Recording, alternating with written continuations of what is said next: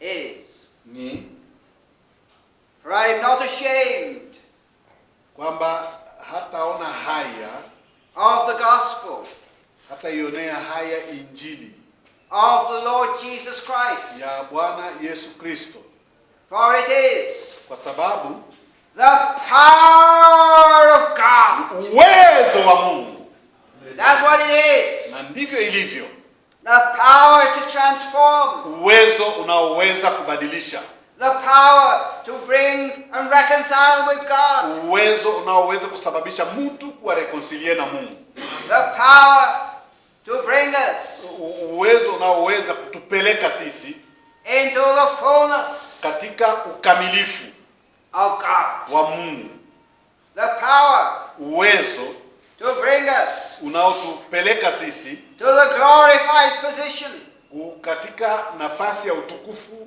mkubwa, being as, let me see, I know I'm going off into probably this afternoon, but don't worry. 1 John 4 Yohana wa kwanza 4, and the 4th verse. Yohana wa kwanza 4, I'll cover it again sometime. 4. Yohana wa kwanza 4:4. Yes. I found it. Ye are of God. Take note. Ye are of God, not individual. Hii kitu mnahitaji kukisulia. Yeah, it is. Ninyi wote hapa, He means it's an old English word, ninyi wote, and it ni watu means mali ya Mungu. it means more than one. Ninyi inaonyesha zaidi ya mtu mmoja, sio mtu mmoja individual. Little children, Inasema kwamba ninyi watoto wadogo and have overcome them, mwatokana wapi? because greater Inasema mwatokana na Mungu, is He that is in you kwa sababu yeye aliye ndani yenu ni mkuu than he that kuliko yule is in the world. aliye katika dunia. And who is within us? It's the living God, Naona Mungu yuko ndani yetu. Father, Son, and Holy Ghost. Baba, Mwana na Roho Mtakatifu yuko ndani yetu. And we're to act Na sisi tunahitaji kutembea as Christ kama Kristo alivyotembea in this world, katika dunia hii. because He Kwa sababu yeye has destroyed the works ameharibu kazi za shetani. of the devil. Right, let me get to Moses. We'll eventually, let me find it. Hebrews 11 first. Turudi twende kwenye Waebrania 11 tena. Yes, rather I'll go to Exodus in time. That'll be the bulk of tomorrow. Right, let me find my point.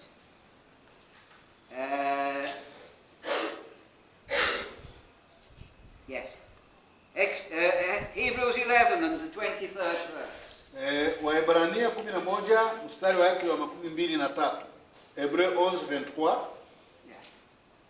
Moses Musa was born alizaliwa at a time katika wakati when Pharaoh ambapo Farao was determined alikuwa amekusudia to kill kuwaua God's people, watu wa Mungu, the Hebrews. Waebrania. They were in Egypt Walikuwa pale Misri because God had taken them there. kwa sababu ni Mungu ndiye aliwapeleka pale. He had used Joseph Alimtumia Yusufu to save his people kuwaokoa watu hao. because God knew that there was going to be a famine. Kwa sababu Mungu alijua ya kwamba kutakuwa njaa nzito. And when Joseph Na alafu wakati Yusufu was sold alipouzwa, yani alipouzishwa by his brothers, na ndugu zake, he went through alipitia the experiences experience of the floods ya mafuriko and the fires na moto of affliction, ya mateso which I mentioned. ambayo nilitaja. That God already has undoubtedly. What to say? God has already Mungu ametayarisha tayari and could continue to do so Kwa hiyo wewe unahitaji tukuendelee. in your own lives. Itaendelea kuwa hivyo hata katika maisha yenu. That even when he was thrown into the prison, Alafu siku moja alikuwa ndani ya prison. when in God's perfect timing, Wakati wa Mungu ulipofika, the need had come, hitaji lilitokea.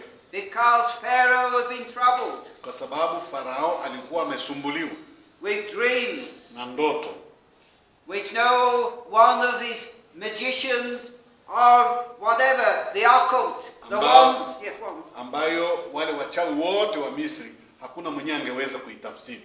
because the magicians Kwa sababu wale wachawi and those who served Pharaoh na wote waliomhudumia Farao were of the occult, were of the devil. walikuwa watu wa shetani. And Joseph, Alafu Yusufu, yes, the cupbearer of Pharaoh, alikuwa yule mchukua kikombe au mnyweshaji wa Farao, remembered alikumbuka Joseph alimkumbuka Yusufu when the cupbearer wakati yule mnyweshaji was in prison. alipokuwa gerezani. But 2 years went past, Lakini miaka miwili ilipita baada ya hapo, and he hadn't remembered to keep his promise. na hakukumbuka promise alimwambia Yusufu. And why? Kwa nini? Because it was not God's time. Kwa sababu bado wakati wa Mungu ulikuwa haujafika. God always has a perfect time. Unajua Mungu kila siku anakuwa na wakati aliopanga. And it's when you think, oh, my prayers have not been answered. Unaweza kufikiri, oh, mbona mimi sijibiwi? They're not God's denials. Oh, unaona Mungu, eski Mungu yuko wako. Because when you're in line with God, Lakini unapobaki pamoja na Mungu, he will do atafanya ile aliyosema. in his time. Amen. Yeah, but coming to Joseph, I'll get a bit off track, but don't worry.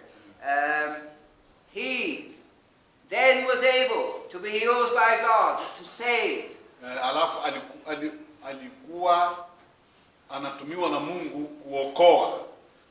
Save God's people. Kuokoa watu wa Mungu. But Joseph died. Lakini Yusufu alikufa. And 430 years went past. Miaka 113 ilipopita.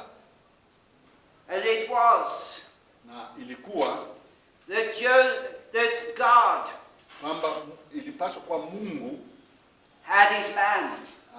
Apate mtu. And his man was Moses. Na alimpata mtu huyu nani? Ni Musa. But it was going to be 80 years. Na Musa alikuwa tayari na miaka 18. Before Moses Na mbele ya Musa came into line hajaingia katika mstari ule wa Mungu with God. na Mungu. God is not in a hurry. Mungu hafanyaki kitu kwa haraka. He kept me waiting for many, many years. Alikuwa na ngoja miaka hata kama inapita, yeye hana lile tatizo. I had to be seen as a failure. Wanasema I had to be seen as a failure. anasema inaweza kuonekana labda umeshindwa uko. I had to see nilipaswa kuona that I could not do. I could not do lakini sikuweza. What God wanted. Sikujua ile ambayo Mungu alitaka to do nifanye through me. kunipitia mimi. That I first had to come Na kwanza nilipashwa into line with him. kurudia katika mstari sawa sawa na Mungu. And that's the same with all that God uses. Ni namna moja kwa watu wote wale ambao Mungu amewahi kuwatumia. But with Moses, Lakini kwa Musa, it was that he was not going to be able to. Alionekana kwamba hataweza, hataniwezi. Even as a baby. Even as a baby. Hata kama hata wakati alipokuwa bebe, mtoto mchanga. The devil was at work. Shetani alikuwa mkazi. He wanted Alitaka to make sure kuhakikisha that Moses kwamba Musa was out of the way. hayuko tena. So coming to that verse, by faith Moses, Lakini sasa angalia pale kwa verse 23. Inasema kwa imani Musa when he was born, alipozaliwa was hid akafichwa 3 months miezi mitatu of his parents, na wazazi wake, because kwa sababu they saw waliona he was a proper child, kwamba alikuwa mtoto mzuri, and they were not afraid wala hawakuiogopa of the king's commandment. amri ya mfalme. We don't know what they were called, his parents. We don't know what Moses' parents were called, the names. Yes, Moses, his parents, it does not give us their names. Hapa hawataji jina la wazazi wa Musa, But yet, lakini hata hivyo, they are included lakini wanaingizwa katika mpango, in the chapter of faith, katika sura ya imani, because kwa sababu God Mungu saw aliona imani which they did not look. They did not look ambayo wao hawakuitafuta, at the circumstances wala haikutokea kuna circumstance before them. mbele yao. They were bold. Walikuwa na ujasiri, walikuwa courageux. Their faith was in God. Imani yao ilikuwa katika Mungu, And they believed na waliamini that God would ya kwamba Mungu anaweza keep Moses. kumlinda Musa, They had na walimchukua dedicated wakamtia Moses' life maisha ya Musa, to God. wakaitia katika mikono ya Mungu, And they were prepared na walikuwa wametayarisha to take his mother. Prepared to take walikuwa wanatayarisha kuchukua kumchukua Musa in a little basket katika and put it kitunga into the river na kumtupa mtoni and leave na kumwacha. the rest to God. Mambo mengine wakamwachia Mungu, Because kwa sababu they put their whole trust waliweka matumaini yao yote in God. katika Mungu. And we got to that position Hebu je, tumewahi kufikia pale nafasi ya kuweka matumaini yetu yote kwa Mungu? where we can trust Ndiyo, tunaweza kumtumaini God Mungu in any circumstance. katika kila mazingira au katika kila circumstance. Within our hearts there may have been times already Mara nyingine ndani ya mioyo yetu wakati umeshafika where we've had to trust God. ambapo tunapaswa kumtegemea Mungu. He may take us into other situations Anaweza kutupeleka katika situation nyingine which are far greater ambayo ni kubwa zaidi, than anything na alafu naanza kufikiri we have so far gone into. na tumeenda mbali sana. We may have to lay down our lives Labda tunaweza kuacha maisha, for Him. tumwachie tu yeye. My trust is entirely in Him. Tumaini langu mimi liko katika Mungu tu. That whatever Chochote kile He still haidhuru nini, yeye bado angali wants to do anapenda kufanya in us kazi ndani yetu and through us kutupitia sisi, for His own glory kwa utukufu wake mwenyewe, shall be done. ili kwamba utukufu wake ufanyike Within our hearts. katika mioyo yetu. We could say, I can say, Naweza kusema, can you say, unaweza kusema, what shall separate us from the love of God? nini kitakachoweza kututenganisha na upendo wa Mungu? Yes. And where are we? Must be almost time. Yes. And we have a long, long list, don't we? Pale kunakuwa orodha ndefu In Romans 8. katika Warumi sura ya 8. Yes.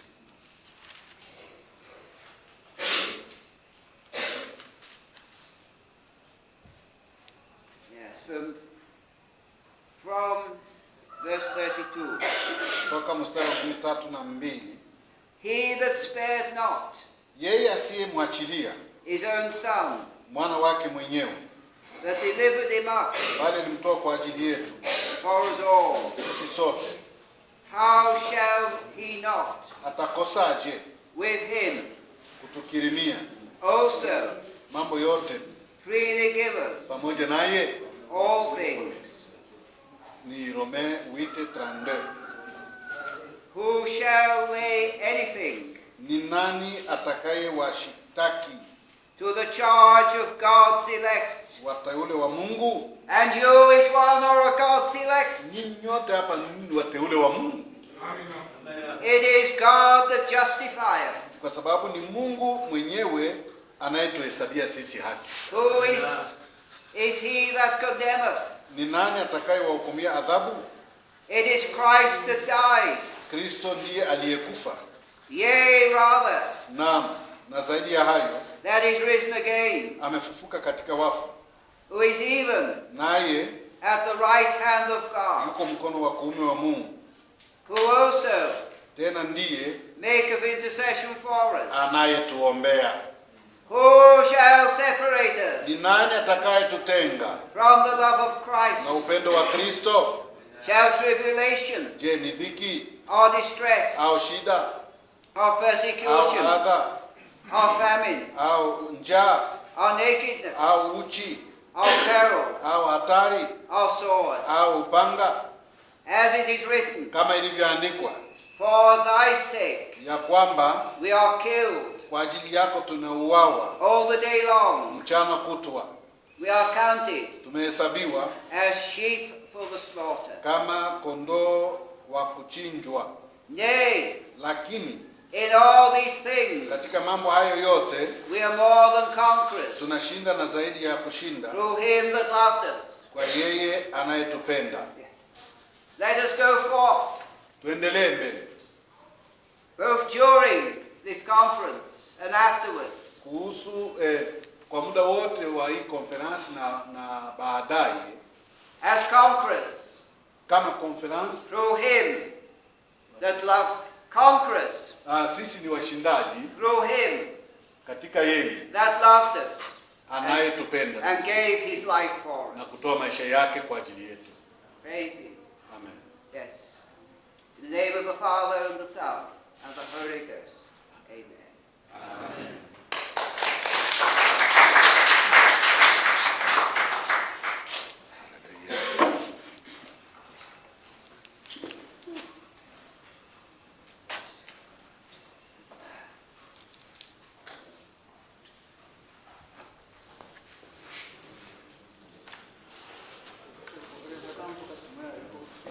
Sasa iko wapi? Ndio mwisho.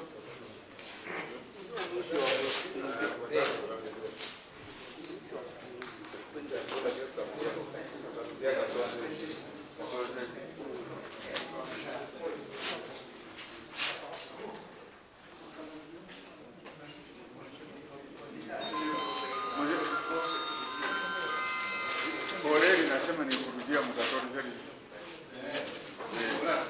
Program.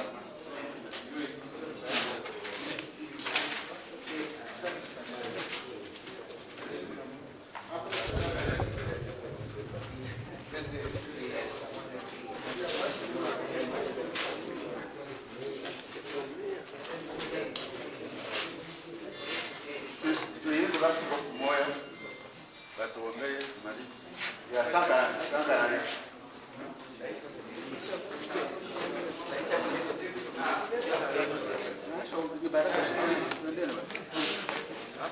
Acha kubariki.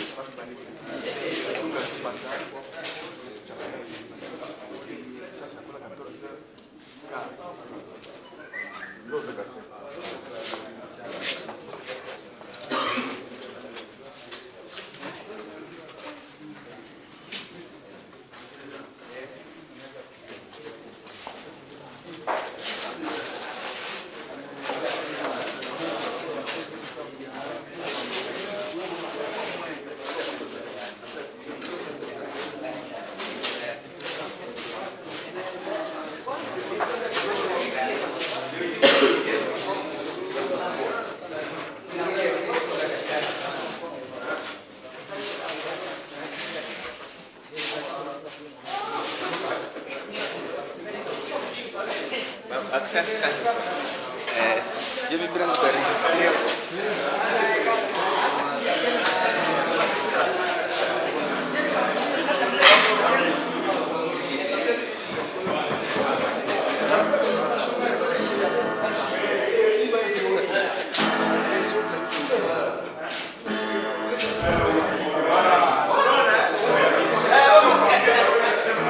Hii kazi baba wanafanya tukawa ni kazi mzuri sana, na sisi tunaipenda na maisha yetu, na sisi tubapiane tubafanana nao, tutemee mwendo yetu kufuatana na mapenzi ya Yesu Kristo, vile ambayo Mungu wetu alipenda ya kwamba tuonana nao.